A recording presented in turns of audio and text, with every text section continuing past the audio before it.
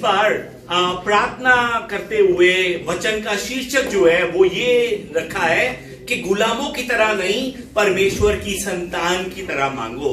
आइए एक बार हमारे साथ वाले से हम कहे, गुलामों की तरह नहीं, परमेश्वर की संतान की तरह मांगो। आमीन। अक्सर बहुत से विश्वासी जो है ना वो प्रार्थना करते समय परमेश्वर से थोड़ा मांगते हैं, थोड़ा वे सिर्फ इतना मांगते हैं कि किसी तरह से उनका गुजारा जो है ना वो चल जाए, किसी तरह से आज की समस्या जो है ना उसका हल हो जाए, किसी तरह से आज की उनकी जरूरत जो है ना वो पूरी हो जाए। मैं आपको बताना चाहता हूं कि जब परमेश्वर ने आपके जीवन की योजनाएं बनाई थी तो उसने केवल उतना ही नहीं रखा कि आप किसी तरह से जीवित रह सकें या फिर आप अपना गुजारा चला सकें। उसने आपकी जरूरत से कहीं अधिक आपके लिए तैयार किया है। क्या आप विश्वास करते हैं? आमीन। आइए एक बार हमारे साथ वाले से कहें, परमेश्वर ने आप मेरी जरूरतों से कहीं अधिक मेरे लिए तैयार किया है। सच में ये विश्वास रखना है हमें कि परमेश्वर ने मेरी जरूरतों से कहीं अधिक, कहीं गुना बढ़कर मेरे लिए तैयार किया है। क्यों मालूम है? क्योंकि वो परमेश्वर जो है ना वो एल शद्दाई परमेश्वर है। वो परमेश्वर जो है ना सर्वशक्तिमान परमेश्वर है, वो सामर्थी परमेश्वर है, वो भरपूरी से देने वाला परमेश्वर है। वो सिर्फ आपकी जरूरत पूरी करने वाला नहीं, बल्कि आपकी सोच से ज्यादा, आपके मांगने से ज्यादा आपको देने वाला परमेश्वर है। जब परमेश्वर ने आपके जीवन की योजना बनाई थी ना, तो उस समय परमेश्वर ने आपको सरवाइव करने के लिए योजना नहीं बनाई थी कि किसी तरह से इनका गुजारा चलता रहे, किसी तरह से ये सरवाइव होते रहे, या फिर परमेश्वर ने आपको सहने के लिए या फिर बर्दाश्त करने के लिए नहीं बुलाया था। उसने आपके लिए भरपूरी से रखा हुआ है, भरपूरी से देने के लिए उसने आपको बुलाया था। ये बाइबल जो है ना, ये पूरा पवित्र शास्त्र हमें इस बात के बारे में बताता है। पूरे पवित्र शास्त्र में हम जगह जगह पर देख सकते हैं कि परमेश्वर जो है ना भरपूरी से अपने लोगों को देने वाला परमेश्वर है। यूहन्ना की पुस्तक अध्याय 6 को जब हम देखते हैं तो उस अध्याय 6 में यीशु ने 5 रोटियां और 2 मछलियां को बांटना शुरू किया, और जिस समय यीशु ने 5 रोटियां और 2 मछलियों को बांटा तो उस समय हजारों लोगों ने खाना खाया। एक तो नहीं, हजारों लोगों ने। जब सबने खाना खा लिया फिर क्या हुआ मालूम है? वचन में लिखा है कि 12 टोकरियां बच गई। खाली 12 टोकरियां नहीं, भरी हुई 12 टोकरियां बच गई, वचन में लिखा हुआ है। अब यहां पर ध्यान दीजिए एक बात को लेकर। लोगों की गिनती जो है ना वो पहले की जा चुकी थी। लोगों को 50-50, 100 की पंक्ति में बिठाया जा चुका था। उन्हें मालूम था कि कितने लोग यहां पर मौजूद हैं। उनकी गिनती ऑलरेडी हो चुकी थी। यीशु भी जानता था कि इस समय यहां पर कितने लोग मौजूद हैं। अगर यीशु मसीह चाहता तो वो ऐसा भी कर सकता था कि कुछ भी ना बचे, लेकिन उसने जानबूझकर, मैं फिर से बताना चाहता हूं, जानबूझकर उसने जरूरत से ज्यादा किया। क्यों जरूरत से ज्यादा किया मालूम है आपको? क्योंकि वो अपने लोगों को यह सिखाना चाहता था कि परमेश्वर कभी भी बस इतना ही करने वाला परमेश्वर नहीं है। वो इनफ का परमेश्वर है। इनफ ही नहीं, मोर देन इनफ का परमेश्वर है। वो परमेश्वर जो है वो सिर्फ जरूरत को ही पूरी नहीं करता, बल्कि वो बचत भी देने वाला परमेश्वर है। आइए हमारे साथ वाले से कहें, परमेश्वर बचत देने वाला परमेश्वर है। सच में याद रखिए, वो सिर्फ जरूरतों को पूरा करने वाला नहीं, सिर्फ गुजारा करवाने वाला नहीं, वो हमें बचत भी प्रदान करने वाला परमेश्वर है। भजन संहिता अध्याय 23 को जब हम देखते हैं तो भजन संहिता अध्याय 23 में दाऊद कहता है कि मेरा कटोरा उमड़ रहा है, मेरा कटोरा उमड़ रहा है। दाऊद ये नहीं कहता कि मेरा कटोरा आधा भरा हुआ है। दाऊद ये नहीं कहता कि मेरा कटोरा नपानप भरा हुआ है, फुल हुआ है, ये नहीं कहता। दाऊद कहता है कि मेरा कटोरा जो है ना वो क्या हो रहा है? उमड़ रहा है, उमड़ रहा है।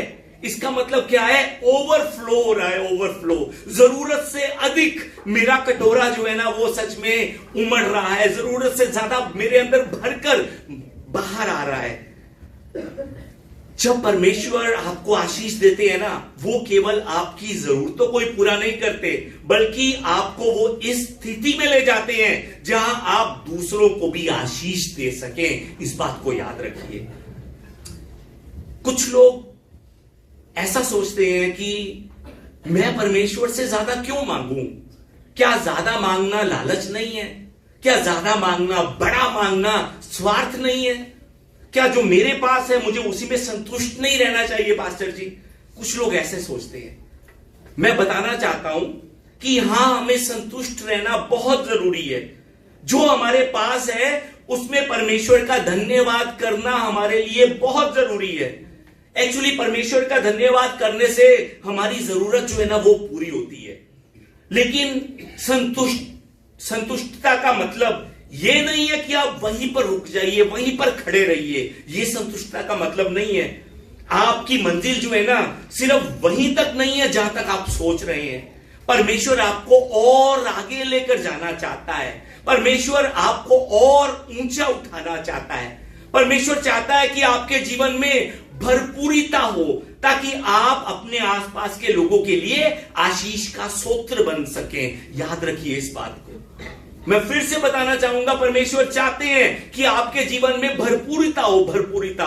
भरपूरी से आपके पास सब कुछ हो, अपनी जरूरतों को पूरा करने के लिए नहीं, ताकि आप दूसरों के जीवन में आशीष का स्रोत बन सके। जब आप परमेश्वर से बड़ा मांगते हैं ना, तो एक्चुअली परमेश्वर से आप ये कह रहे होते हैं कि परमेश्वर, मैं जानता हूं कि आपके लिए कुछ भी असंभव नहीं है। मैं जानता हूं कि आप रास्ता बना सकते हैं परमेश्वर। मैं जानता हूं कि आप असंभव को संभव करने वाले परमेश्वर हैं। जब आप परमेश्वर से बड़ा मांगते हैं तो आप परमेश्वर को इनडायरेक्टली ये कह रहे होते हैं। जब आप परमेश्वर से छोटा मांगते हैं तो आप परमेश्वर को कहते हैं, परमेश्वर मुझे मालूम है कि आप जो है ना ये नहीं कर पाएंगे। मुझे मालूम है कि मैं इतना ज्यादा मांगूंगा, आप उसको पूरा नहीं कर पाएंगे। समझ रहे हैं जो बात आपसे कर रहा हूं? अब हो सकता है कि आप में से बहुत से लोग सोचते हो कि मेरे पास तो कुछ भी नहीं है, मेरे पास कोई साधन नहीं है, मेरे पास योग्यता भी नहीं है, मेरे हालात भी ठीक नहीं है। हो सकता है कि आप में से कुछ लोग ऐसा सोचते हो। आप सही कह रहे हैं, आप सही कह रहे हैं। लेकिन आप यह भी याद रखिए कि परमेश्वर जो है ना वो आपके संसारिक साधनों को देखकर कार्य करने वाला परमेश्वर नहीं है। वो स्वर्ग के संसाधनों के द्वारा कार्य करने वाला परमेश्वर है। आपके पास क्या है उससे परमेश्वर को कोई मतलब नहीं है। क्या कुछ नहीं है परमेश्वर उसको नहीं देखता। वो जिसके जीवन में भरना चाहता है उसके जीवन में वो भर देता है। याद रखिए, परमेश्वर भरपूरी से देने वाला परमेश्वर है। भजन संहिता 81 अध्याय की 10 नंबर आयत में इस तरह से लिखा हुआ है, तेरा परमेश्वर यहोवा मैं हूं जो तुझे मिस्र देश से निकाल लाया है। तू अपना मुंह पसार, मैं उसे भर दूंगा। परमेश्वर कहते हैं। हालेलुया। परमेश्वर आप सबसे कहते हैं कि तू अपना मुंह खोल, अपने मुंह को खोलकर मुझसे मांग, बड़ा मांग, तू अपना मुंह पसार, मैं उसे भर दूंगा, मैं तेरी जरूरतों को पूरा कर दूंगा। परमेश्वर ये कहते हैं। सच में ये परमेश्वर का वादा है कि जो जो परमेश्वर से मांगेगा परमेश्वर उसे देंगे। इसीलिए सच में मैं इस समय आपसे कहना चाहता हूं कि मुंह को खोलकर परमेश्वर से बड़ा मांगिए, बड़ा, छोटा मत मांगिए। बड़ा सोचिए, छोटा मत सोचिए। बड़ा विश्वास कीजिए, छोटा विश्वास मत कीजिए।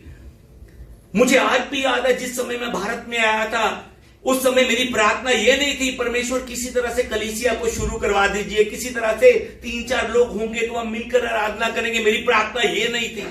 शुरू से मेरी प्रार्थना थी, परमेश्वर जब आपका समय आए उस समय कलीसिया में लोगों को भेजना शुरू कर दीजिए, उस समय से अपनी आराधना शुरू करवा दीजिए। और आज भी बहुत से दोस्त कहते हैं, बहुत से लोग कहते हैं कि पास्टर जी अब तो कलीसिया में 200 से ऊपर लोग हो गए हैं, अब तो थोड़ा आप आराम कीजिए। मैंने कहा मेरी प्रार्थना 200 की कभी नहीं थी, मेरी प्रार्थना 5000 से ऊपर की प्रार्थना है। मेरी प्रार्थना ये है कि ये कलीसिया एक समय आएगा कि ट्राई सिटी की सबसे बड़ी कलीसिया बनेगी। ये सच में परमेश्वर से बड़ा मांगिए। क्यों? क्योंकि हमारा परमेश्वर बड़ा परमेश्वर है, हमारा परमेश्वर देने वाला परमेश्वर है, भरपूरी से देने वाला परमेश्वर है। हालेलुया। निर्गमन की पुस्तक को जब हम देखते हैं तो उस निर्गमन की पुस्तक के अंदर मिस्र की गुलामी में पड़े हुए जो इजरायली लोग थे, हम उनको देख सकते हैं कि उनका जीवन जो है ना, कम में जीने की उनको आदत पड़ गई थी। मिस्र में रह रहे इजरायलियों को कम में जीने की, थोड़े में जीवन की उनकी सोच जो थी ना, वो गुलामों जैसी हो चुकी थी। उनकी सोच ऐसी हो गई थी कि किसी तरह से आज का हमारा गुजारा हो जाए, आज हमारा घर किसी तरह से चल जाए। उन मिस्र में रह रहे इजरायलियों की सोच गुलामी में गुलामी में पढ़कर ऐसी हो चुकी। जिस समय हम निर्गमन अध्याय 5 को पढ़ते हैं तो उस समय हम जान सकते हैं कि जिस समय फिरौन राजा जो है ना, वो मूसा पर क्रोधित हो जाता है। तो क्रोधित होने के बाद फिरौन राजा जो है वो मूसा पर क्रोधित हो जाता है, और क्रोधित होने के बाद वो अपने प्रधानों को आज्ञा देता है कि इन इजराइलियों को काम तो करवाओ, इनसे ईंटें तो बनवाओ, पर उनकी इस मेहनत के बदले उनको धान और गेहूं जो है ना वो ना दो, इन्हें कुछ ना दिया जाए। इनसे मेहनत करवाओ पर उसके बदले में इन्हें पुआल ना दिया जाए, कुछ भी ना इन्हें दिया जाए। जिस समय सच में फिरौन राजा ने उन इजरायलियों के लिए ऐसा हुक्म लागू किया होगा, मैं सोच सकता हूं कि उस गुलामी में रह रहे उन इजरायलियों की प्रार्थना क्या होगी। शायद उस समय वो इजरायली ये प्रार्थना कर रहे होंगे कि परमेश्वर हमारी सहायता कर कि हमारा आज का कोटा जो है ना वो पूरा हो जाए, आज हमारे घर में चूल्हा जल सके, आज हमें वो सामग्री मिल सके जिसकी हमें आज रात को जरूरत है, हमें भूखा ना सोना पड़े, हमें ज्यादा नहीं थोड़ा सा दिलवा दे परमेश्वर, ताकि किसी तरह से हमारी आज रात का गुजारा चल सके। उनकी शायद प्रार्थना ये होगी।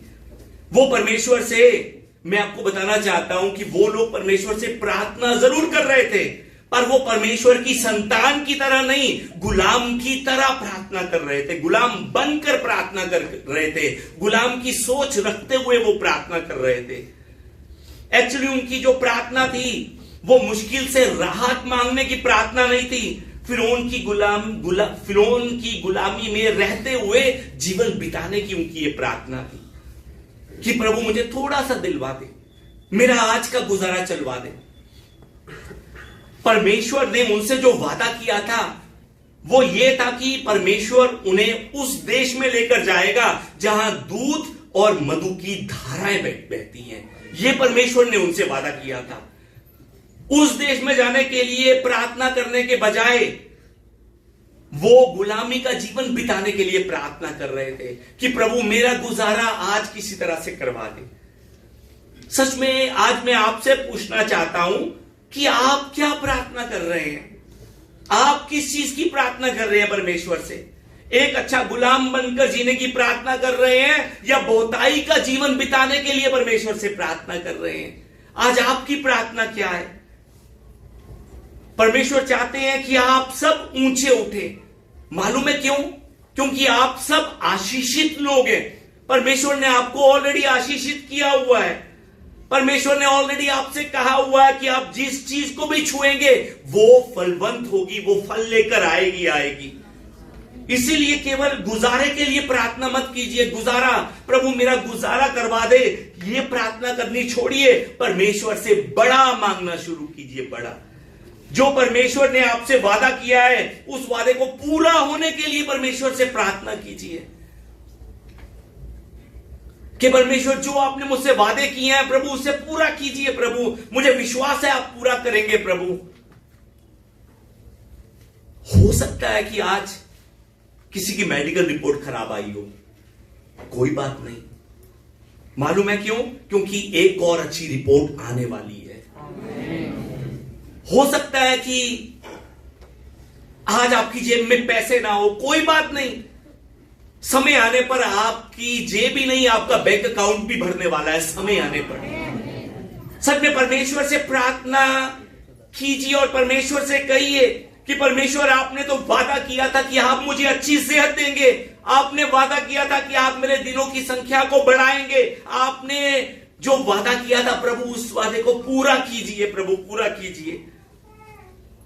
अगर आज आप में से कोई किसी निराशा से गुजर रहे हैं या फिर किसी डिप्रेशन से गुजर रहे हैं, तो ये प्रार्थना मत कीजिए कि प्रभु मुझे किसी तरह से इस निराशा में रहने की हिम्मत दीजिए, इस डिप्रेशन में रहने की मुझे ताकत दीजिए, मुझे लड़ने की ताकत दीजिए। ये प्रार्थना मत कीजिए, ये गुलामों की प्रार्थना है, ये सही प्रार्थना नहीं है। प्रार्थना परमेश्वर से ये कीजिए कि परमेश्वर, आपने मेरे सिर की राख को दूर कर कर सुंदर पगड़ी बांधने का वादा किया था परमेश्वर। सच में आपने परमेश्वर मेरी निराशा को दूर कर कर मुझे आनंद में भरने का वादा किया था परमेश्वर। मेरे आंसुओं को दूर कर कर उन्हें गवाही में बदलने का वादा किया था परमेश्वर। आपने मुझसे कहा था कि मैं तुझे पूंछ नहीं, मैं तुझे सिर बनाकर रखूंगा।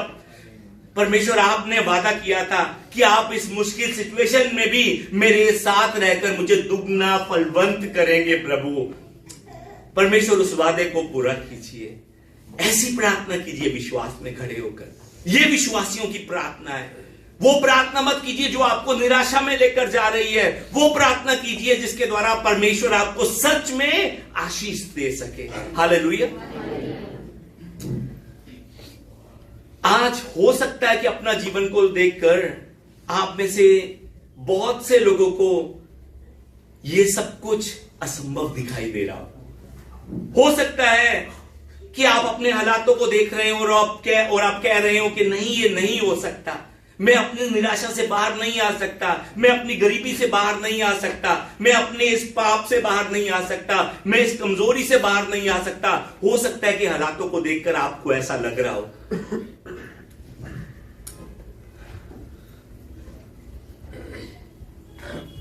हो सकता है।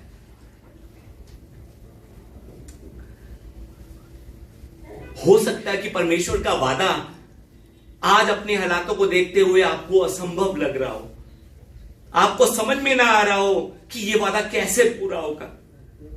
मैं आपको बताना चाहता हूं कि परमेश्वर अपने वादे को पूरा करने वाला परमेश्वर है। जो उसने वादा किया है ना, हर एक वादा वो पूरा करने वाला परमेश्वर है। यहोशू की पुस्तक अध्याय 21 की 45 में यहोशू कहता है, जितनी भलाई की बातें यहोवा ने इजराइलियों के घराने से की थी, उनमें से कोई भी ना छूटी, सब की सब पूरी हुई। आमीन। आइए एक बारी कहें, उनमें से कोई भी ना छूटी, सबकी सब पूरी हुई। आमीन। सच में जो परमेश्वर ने आपसे वादे किए हैं ना, उनमें से कोई भी छूटेगा नहीं, सबके सब पूरे होंगे। क्या आप विश्वास करते हैं? आमीन।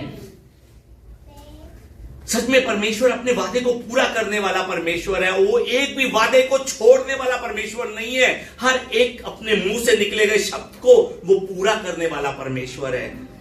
इसीलिए उस परमेश्वर को हम कहते हैं कि वो परमेश्वर विश्वास योग्य परमेश्वर है। पर वो वादे सिर्फ उसके जीवन में पूरे होते हैं जो उससे प्रेम रखते हैं, जो उसकी आज्ञाओं को मानते हैं, जो उससे प्रेम रखते हैं, जो उसकी आज्ञाओं को मानते हैं। वचन में लिखा है कि वो पीढ़ियों तक, 1000 पीढ़ियों तक अपने उस वाचा का पालन रखता है जो उसने आपसे किया है। वो करुणा करता है, सिर्फ आप पर ही नहीं, आने वाली पीढ़ियों पर भी वो करुणा करता है। सच में परमेश्वर अपनी कही हुई बात पूरा करता है। वो अधूरा छोड़ने वाला परमेश्वर नहीं है। वो परमेश्वर जिस पर मैं और आप विश्वास करते हैं ना, वो विश्वास योग्य परमेश्वर है। आइए हमारे साथ वाले से एक बारी हम साथ वाले को उठाकर कहें कि मेरा परमेश्वर विश्वास योग्य परमेश्वर है। मेरा परमेश्वर वादे को पूरा करने वाला परमेश्वर है। आमीन। इसीलिए विश्वास में रहकर, विश्वास के साथ खुद को कहिए कि परमेश्वर ने मुझसे कहा था खुद को कहिए कि परमेश्वर ने मुझसे कहा था कि आशीष जो है ना वो मुझे ढूंढती हुई आएगी। आशीष, मुझे आशीषों को ढूंढने की जरूरत नहीं है, आशीष मुझे ढूंढती हुई आएगी। खुद से कहिए कि मैं परमेश्वर के अनुग्रह से घिरा हुआ हूं। खुद से कहिए कि परमेश्वर की भलाई और करुणा मेरे साथ साथ चलेगी। खुद से कहिए कि वो मेरे मन की इच्छाओं को पूरा करेगा। हालेलुया। सच में खुद से विश्वास में रहकर कहिए, विश्वास में रहकर। अपने हालातों को देखकर विश्वास को डगमगाने मत दीजिए, क्योंकि जो परमेश्वर ने आपसे वादा किया है वो उसे पूरा करने वाला परमेश्वर है। सच में परमेश्वर से परमेश्वर की संतान बनकर प्रार्थना कीजिए, संसार के गुलाम बनकर नहीं। परमेश्वर से अपने सपनों के लिए मांगिए, परमेश्वर से खुलकर मांगिए, परमेश्वर से अपने सपनों के लिए, अपने नए लेवल तक पहुंचने के लिए परमेश्वर से मांगिए। उससे बड़ी आशीष मांगिए, बड़ी उससे मांगिए कि आप जीवन में आगे बढ़ सके। उससे खुलकर मांगिए, खुलकर मांगेंगे तो वो आपको देगा, ढूंढेंगे तो आप पाएंगे, खटखटाएंगे तो वो आपके लिए खोलेगा। ये उसका वादा है। सच में आज के वचन को भी अगर हम देखते हैं ना, तो आज के वचन में भी यीशु मसीह एक नगर से होकर जा रहे होते हैं। उस नगर में दो अंधे होते हैं, सड़क किनारे बैठे होते हैं। जब वो दो अंधे सुनते हैं कि यीशु मसीह इस जगह से आ रहा है, जब वो आवाजें सुनते हैं कि यीशु आ गया, यीशु आ गया, तो वो दो अंधे देख तो नहीं पाते, वो चिल्लाते हुए ऊंची आवाज में पुकारते हुए कहना शुरू कर देते हैं कि प्रभु प्रभु, यीशु यीशु, दाऊद की संतान हम पर दया कर, दाऊद की संतान हम पर दया कर। लोगों ने उन्हें डांटा कि यीशु को पुकारना बंद कर। शायद लोग उनका मजाक उड़ा रहे होंगे उस समय, पर फिर भी उन्होंने अपनी आवाज को धीमा नहीं किया, बल्कि वो और जोर से चिल्लाते रहे, दाऊद की संतान हम पर दया कर, दाऊद की संतान हम पर दया कर। उनकी पुकार सुनकर यीशु मसीह उनके पास आते हैं, उनके करीब आकर उनसे पूछते हैं कि तुम क्या चाहते हो कि मैं तुम्हारे लिए करूं? तुम क्या चाहते हो मैं तुम्हारे लिए करूं? सच में परमेश्वर आज आपसे पूछते हैं कि आप क्या चाहते हैं कि मैं तुम्हारे लिए करूं? सच में यह सवाल यीशु मसीह ने उनसे इसलिए पूछा क्योंकि यीशु देखना चाहते थे कि उनका विश्वास कितना है। यीशु देखना चाहते थे क्या इनमें विश्वास है भी है कि नहीं है। ये दो अंधे यीशु मसीह से मिलकर कह रहे थे, सच में ये दो अंधे यीशु मसीह से मिलकर कह सकते थे। आगे देखिए, आगे आज प्रभु आपसे जो बात कर रहे हैं, किसी दूसरी आवाज के चक्कर में उस आवाज को मत भूल जाइएगा। प्रभु यीशु मसीह जो है ना, जिस समय दो अंधों से मिले, ये दो अंधे प्रभु यीशु मसीह को भी कह सकते थे कि हाँ प्रभु यीशु मसीह, अगर हमें थोड़ा सा पैसा मिल जाए, अगर प्रभु यीशु मसीह हमें थोड़ा सा आराम मिल जाए, अगर हमें थोड़ा सा सहारा मिल जाए प्रभु, अगर हमें थोड़ी सी मदद मिल जाए प्रभु, अगर थोड़ी सी बेहतर जगह हमें मिल जाए प्रभु, वो ये सब कुछ मांग सकते थे क्योंकि वो भिखारी थे, वो अंधे थे। पर उन्होंने उन चीजों को नहीं मांगा, उनमें से किसी भी चीज को नहीं मांगा, किसी भी संसारिक चीज को नहीं मांगा। अगर वो लिमिटेड सोच में मांगते तो उनकी वही सोच उन्हें हार की स्थिति में लगातार खड़ी रखती। अगर वो ऐसी चीजों को मांगते, उन्होंने ऐसा नहीं किया। वो हारना नहीं चाहते थे, इसीलिए उन्होंने ऐसा नहीं किया। इसीलिए उन्होंने सहारा चाहिए, मेरे आंसुओं को पहुंच दे, मुझे थोड़ी मदद कर दे। उन्होंने ये चीजें नहीं मांगी प्रभु यीशु से। उन्होंने प्रभु यीशु से वो मांगा जो दूसरों को नामुमकिन लग रहा था। समझ रहे हैं जो आपसे बात कर रहा हूं? उन्होंने वो नहीं मांगा जो दूसरों को लग रहा था कि हाँ ये मांगेंगे। उन्होंने वो मांगा जो दूसरों को लगता था कि ये हो ही नहीं सकता, ये नामुमकिन है। उन्होंने यीशु मसीह से वो मांगा। उन्होंने यीशु मसीह से कहा कि हे प्रभु हमारी आंखें खुल जाएं, प्रभु हमारी आंखें खुल जाएं। उनके उस मांगने में उनका विश्वास दिखाई दे रहा था, उनके मांगने में उनका विश्वास छुपा हुआ था। एक्चुअली ये दोनों अंधे जो है ना, वो इनडायरेक्टली यीशु मसीह से कह रहे थे कि हमें विश्वास है कि आप असंभव को संभव करने वाले परमेश्वर हैं। सच में क्या आपको विश्वास है कि प्रभु यीशु मसीह असंभव को संभव कर सकते हैं? सच में क्या आपको विश्वास है कि उसके लिए कुछ भी नामुमकिन नहीं है? याद रखिए, वो भीड़ यीशु को आगे बढ़ा सकती थी। बहुत भीड़ यीशु के पीछे चल रही थी और वो भीड़ यीशु को आगे बढ़ा सकती थी, लेकिन उन दोनों अंधों के विश्वास ने यीशु को रोक कर रखा। उनके विश्वास ने यीशु का ध्यान उनकी ओर लेकर आया। आपका विश्वास यीशु मसीह का ध्यान आपकी ओर लेकर आएगा, याद रखिए। जब यीशु ने उनके विश्वास को देखा तो यीशु ने उन पर दया कर कर उनकी आंखें छुई, और वचन में लिखा है जिस समय यीशु मसीह ने उनकी आंखें छुई वो तुरंत देखने लगे। वचन में लिखा हुआ है। आज परमेश्वर यहां पर मौजूद है, प्रभु यहां पर मौजूद है, और वो आप सबसे भी यही सवाल पूछ रहे हैं जो उन्होंने उन दो अंधों से पूछा था। प्रभु आप सबसे पूछ रहे हैं, इस जगह पर बैठे हमारे बच्चों से, हमारी बहनों से, हमारे भाइयों से प्रभु पूछ रहे हैं कि तुम क्या चाहते हो कि मैं तुम्हारे लिए करूं? तुम क्या चाहते हो कि मैं तुम्हारे लिए करूं? तुम क्या चाहते हो कि मैं तुम्हारे लिए करूं? परमेश्वर हमारी जरूरत को जानता है, उसे मालूम है कि हमें किस चीज की जरूरत है, पर फिर भी वो चाहता है कि हम उससे मांगे, हम उससे खुलकर मांगे, हम उससे वो मांगे जो संसार के लोगों को लगता है कि ये हो नहीं सकता। परमेश्वर चाहते हैं कि हम उससे मांगे। आज भी परमेश्वर से ये मत मांगिएगा कि परमेश्वर ये मुश्किल से भरा साल जल्दी से खत्म हो जाए, मेरे परिवार की मुश्किलों को मुझे सहने की ताकत दो। परमेश्वर मेरा क्या होगा? परमेश्वर क्या मुझे 2026 में भी दुख सहना पड़ेगा? ऐसी बातें आज परमेश्वर से मत कीजिएगा। उन दो अंधों की तरह परमेश्वर से मांगिए। जब लोग उन्हें डांट रहे थे तब उन्होंने किसी की परवाह नहीं की, उन्होंने हिम्मत रखते हुए परमेश्वर से बड़ा मांगा बड़ा, छोटा नहीं मांगा, बड़ा मांगा बड़ा। आप भी परमेश्वर से बड़ा मांगिए, क्योंकि जिस परमेश्वर पर आप विश्वास करते हैं वो भरपूरी से देने वाला परमेश्वर है। परमेश्वर से कहिए कि प्रभु जिस नशे की लत के अंदर मैं परेशान हो रहा हूं, उस नशे की लत को मैं छोड़ना चाहता हूं। प्रभु मैं मुक्त होना चाहता हूं, मैं अच्छे जीवन साथी से मिलना चाहता हूं, मैं और ज्यादा पढ़ना चाहता हूं, मैं अपने परिवार के साथ मिलकर आपकी सेवा करना चाहता हूं, मैं बड़ा ऑफिसर बनना चाहता हूं, मैं अपनी पुरानी सोच को छोड़कर मैं बढ़ना चाहता हूं, मैं अपनी पुरानी उस गरीबी की सोच को छोड़कर मैं आगे बढ़ना चाहता हूं।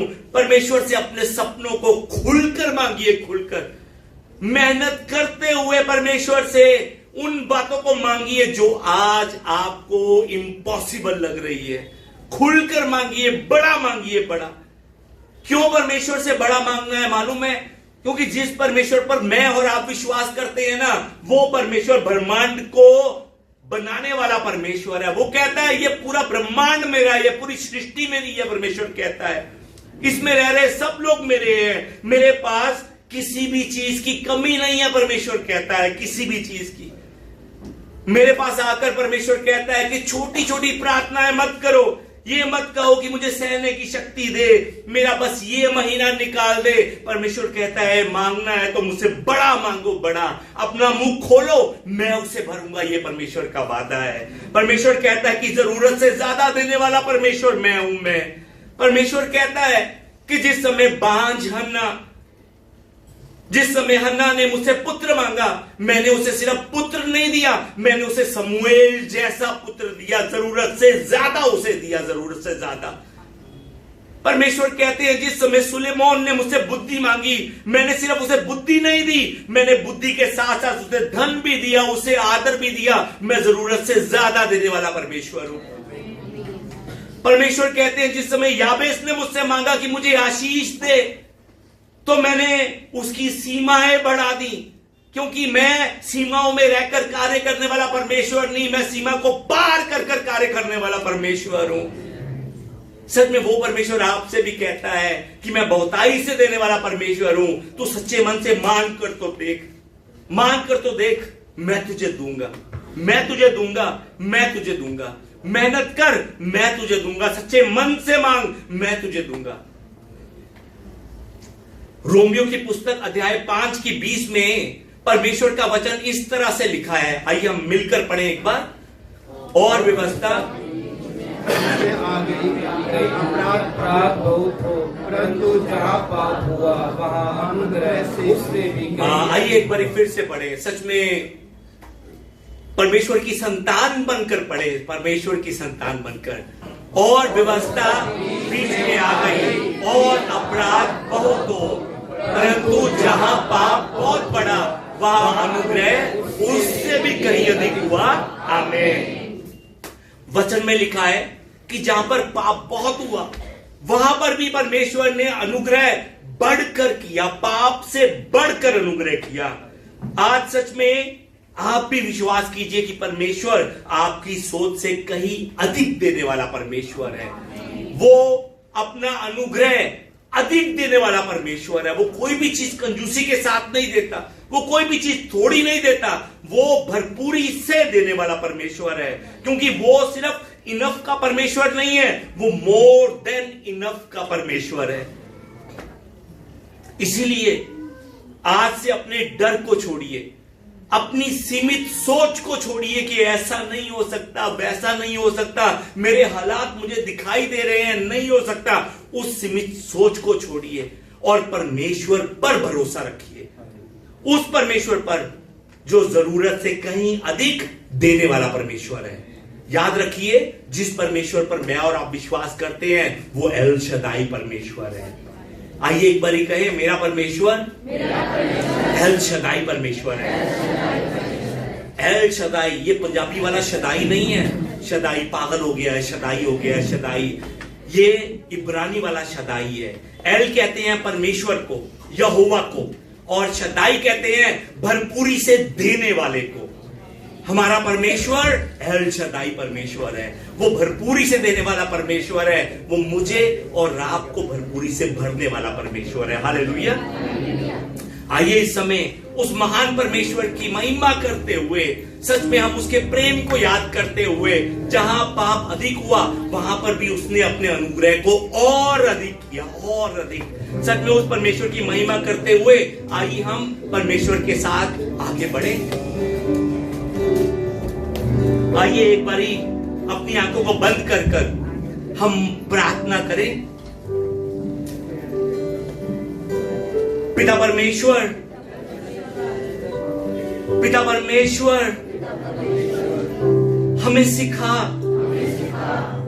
कि हम विश्वास के साथ, साहस के साथ और आपकी इच्छा अनुसार आगे बढ़ सके, आपसे मांग सके।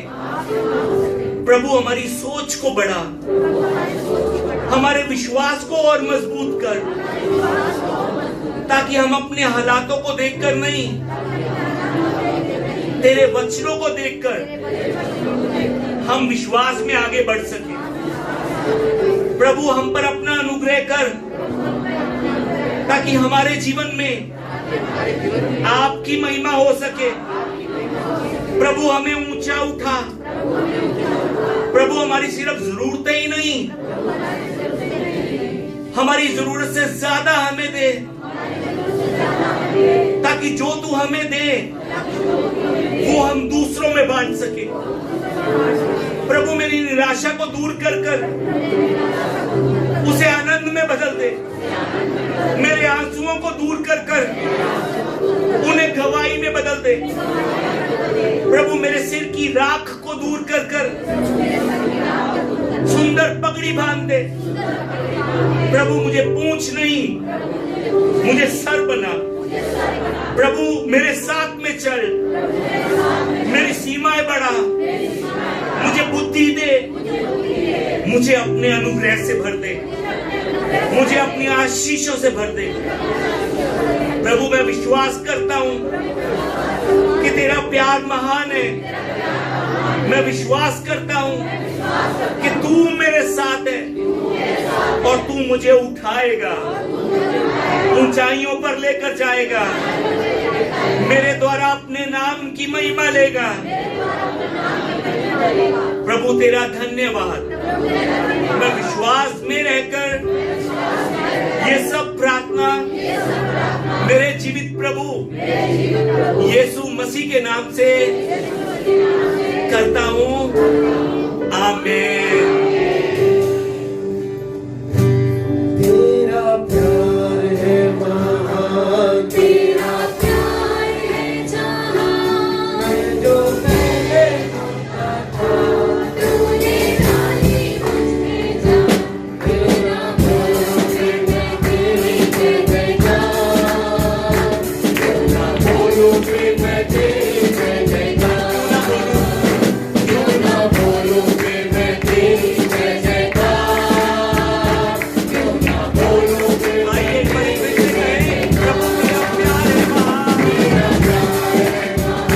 तेरा प्यार है जहां, मैं जो पहले होता था, तूने डाली प्यार है महान। तेरा प्यार है महान, तेरा प्यार है जहां, मैं जो पहले होता था, तूने डाली मुझसे जान, क्यों ना बोलूं फिर मैं तेरी जय जयकार, क्यों ना बोलूं फिर मैं तेरी जय जयकार, जय जयकार, जय जयकार, तूने मेरे लिए क्या कुछ ना किया, जय जयकार, जय जयकार, जय जयकार, तूने मेरे लिए क्या कुछ आइए साथ वाले से कहें, मेरी सूरत बिगड़ी थी, मेरा ये दिल था खाली, तूने सींचा लहू से, ताकि आए हरियाली। मेरी सूरत बिगड़ी थी, मेरा ये दिल था खाली, तूने सींचा लहू से, ताकि आए हरियाली। क्यों ना बोलूं फिर मैं तेरी जय जयकार, बोलूं फिर मैं तेरी जय जयकार, जय जयकार, जय जयकार, तूने मेरे लिए क्या कुछ ना किया, जय जयकार, जय जयकार, तूने मेरे लिए क्या कुछ ना किया। आई जीवन में खुशी, आई अपनी जिंदगी, तूने जिंदा सा दिया, तूने ये है किया। आई जीवन में खुशी, आई अपनी जिंदगी, तूने जिंदा सा दिया, तूने ये है किया। क्यों ना बोलूं फिर मैं तेरी जय जयकार, क्यों ना बोलूं फिर मैं तेरी जय जयकार, जय जयकार, जय जयकार, तूने मेरे लिए क्या कुछ ना किया। आइए जय जयकार करें प्रभु की। तूने मेरे लिए क्या कुछ ना किया। मेरी सूरत बिगड़ी थी, मेरा दिल था खाली, तूने सींचा लहू से, ताकि आए हरियाली। मेरी सूरत बिगड़ी थी, मेरा दिल था खाली, तूने सींचा लहू से, ताकि आए हरियाली। क्यों ना बोलूं फिर मैं तेरी जय जयकार, क्यों ना बोलूं फिर मैं तेरी जय जयकार, जय जयकार, जय जयकार, तूने मेरे लिए क्या कुछ ना किया, जय जयकार, जय जयकार, तूने मेरे लिए क्या कुछ ना किया। याद रखिए कि परमेश्वर जो है जो वादा करता है उसमें से एक वादा भी छूटता नहीं है, और वो परमेश्वर जो कहता है उसे पूरा करता है। परमेश्वर विश्वास योग्य परमेश्वर है।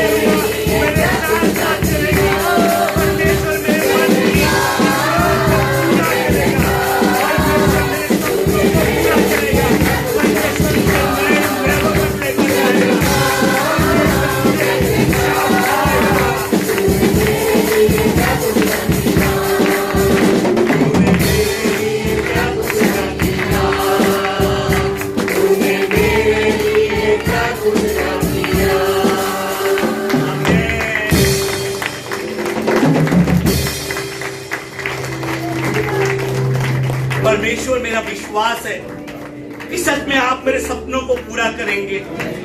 मेरा विश्वास है कि आप मुझे ऊंचे लेवल पर लेकर जाएंगे। प्रभु मुझे विश्वास है कि आशीषें मुझसे शुरू होंगी। मुझे विश्वास है कि आपका अनुग्रह मुझे सदा घेरे रहेगा। मुझे विश्वास है कि मैं दिन ब दिन आशीष में बढ़ता चला जाऊंगा। मेरा विश्वास है कि आपकी करुणा और आपकी भलाई सदा मेरे साथ साथ चलेगी। और मेरा विश्वास है कि आप मेरी इच्छाओं को भी पूरा करेंगे, क्योंकि आप भरपूरी से देने वाले परमेश्वर हैं। आप मेरे परमेश्वर हैं। आप एल शदाई परमेश्वर हैं। ये सब प्रार्थना मैं धन्यवाद के साथ हमारे जीवित प्रभु यीशु मसीह के नाम से करता हूं। आमीन। आइए इस समय हम सब मिलकर हमारे जीवित प्रभु यीशु मसीह के द्वारा सिखाई गई प्रार्थना कर आज की सभा को समाप्त करें। आइए मिलकर प्रार्थना करें। हे हमारे पिता, आप जो स्वर्ग में हैं, आपका नाम पवित्र माना जाए, आपका राज्य आए, आपकी इच्छा जैसे स्वर्ग में पूरी होती है वैसे पृथ्वी पर भी हो। हमारे दिन भर की रोटी आज हमें दीजिए, और जिस प्रकार हमने अपने अपराधियों को क्षमा किया है वैसे ही आप भी हमारे अपराधों को क्षमा कीजिए। आप हमें परीक्षा में मत डालिए, परंतु बुराई से हमें बचा लीजिए, क्योंकि राज्य और पराक्रम और महिमा सदा आपके ही है। आमीन। हमारे परमेश्वर का प्रेम, प्रभु यीशु मसीह का अनुग्रह और पवित्र आत्मा की सहभागिता आज भी परमेश्वर के भवन में खड़े सभी विश्वासियों के जीवन में अब से लेकर सदा तक बनी रहे। आमीन। तो para ver a